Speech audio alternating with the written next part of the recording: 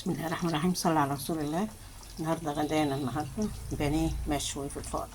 خدت نص كيلو، تبلته بالبصل والخل والليمون والفلفل والملح، بهارات اللحمه وبهارات الفراخ.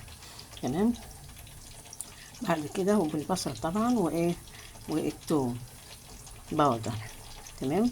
خدته ومعلقتين زبادي ودبس رمان، معلقة دبس رمان ومعلقة عسل أسمر.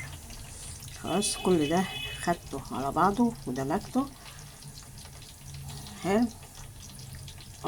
مزجته كله مع بعضه ونقعت البانيه يجي ساعة كده أو زيادة عشان ياخد ويدي ويشرب بالصوص اللي فيه. تمام. بعد كده خدته حطيته في الصينية، هي دي هي. تمام. وحطيته في الفرن، خد اللون الجميل ده زي ما انتم شايفين. عملت برضو حتة الفحم دهيت. تمام. حطيتها فيها بقى، ريحته وطعمه جميل جميل جميل. شايفين الجمال؟ شايفين؟ جوسي، عشان معلقة الزبادي والخل والليمون ساعدوا على انه يستوي بسرعة. زي ما انتم شايفين اهو. شايفين؟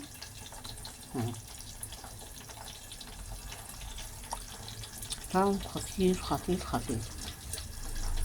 خلاص جربوه كده مش هتندموا. مبياخدش اصلا وقت يعني في الفرن. معاه طبعا بطاطس، خل، مخلل، الكلام ده. طبعا حط عليه اي صوص بقى تحبيه. ده صوص جبنة تركي هتنزلي صعب النزول. ماشي، وهكذا. متنسوناش بقى بالدعم واللايك والشير، ولكم منا اجمل التهاني والمنى. متنسوش جوزي في الدعوة. ربنا يخليكم. النهارده الجمعة دعوة مستجاب، رحموا عليه. ماشي، لكم منا اجمل التهاني والمنى والامان. مع الف سلامة.